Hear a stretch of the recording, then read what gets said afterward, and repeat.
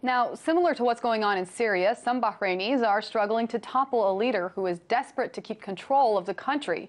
As a result, peaceful protesters are being hunted down, arrested, interrogated, tortured, and even murdered.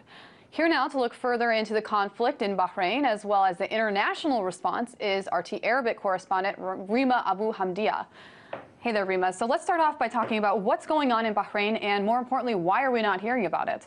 A lot of the reason, or the main reason why we're not hearing about what's going on in Bahrain is because the media decides to ignore what's going on in Bahrain. And when I say the media, it's not just the foreign media, it's also a lot of the Arab media as well.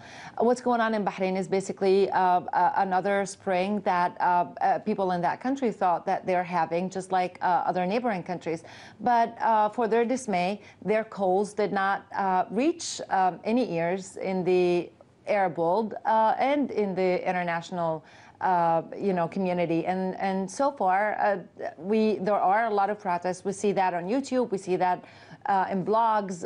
Activists report on these activities there, but no one reports about these activities. So let's talk about the differences between Syria and Bahrain. On one hand, the U.S. is condemning Syria's President Bashar al-Assad for what he is doing to his people and trying to keep control of his country. But on the other hand, we have these human rights abuses that are happening in Bahrain, and the U.S. is ignoring it and possibly even arming the country's leaders. So what is with this double standard when it comes to human rights? A lot of people would tell you that the U.S. is actually speaking out against the issue of the violations in Bahrain. But if you look at what exactly they're saying, it's not the same tone. It's not the same accusations. It's completely different from what they would accuse the Syrian regime of what they're doing. People would tell you, yeah, because the Syrian regime is doing a lot far more damage to the cities, to the people than what the Bahraini regime is doing. But this comparison is not really valid. I mean, the country is a lot smaller. The kingdom is a lot smaller. The population is not as big as the one in Syria. So you can't compare casualties in these two countries.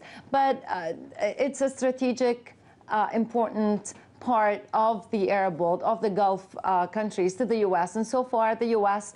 thinks that by keeping silent, maybe, or not accusing the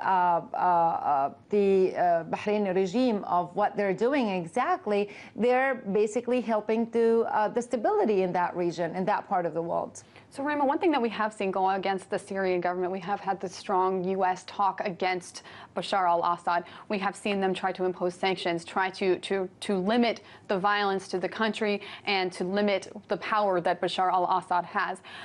What are we seeing with Bahrain? Is anything happening at this point other than talk? I mean, people would tell you that there may be some who are trying to silence the human rights organizations who are trying to speak out against what's going on in Bahrain.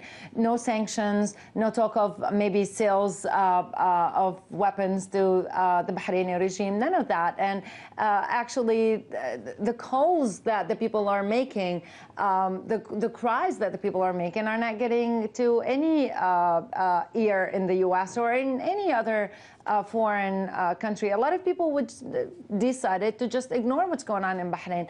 And again, not just in the West, but also in the Arab countries. A lot of people wouldn't even talk about what's going on in Bahrain. And we saw what some of the Arab countries, how they helped the Bahraini regime when the protest started in that country. They sent troops to help crush, if you want to use that word, the protesters there. We saw what happened in the Lu'lu' square in that country, and no one talked about that. So people simply decided to ignore what's going on in Bahrain. And maybe a lot of it has to do also with the fact that the protesters in that part of the country or in that part of the region are Shi'is, and the regime is Sunni, and the help that the regime is getting from Sunni governments. So let's pause the conversation there. I do want to talk about another thing that's happening in the region. One of the reasons that they say Bahrain is so important is because of its strategic geolocation, basically meaning that they have access to a bunch of things that the U.S. kind of wants.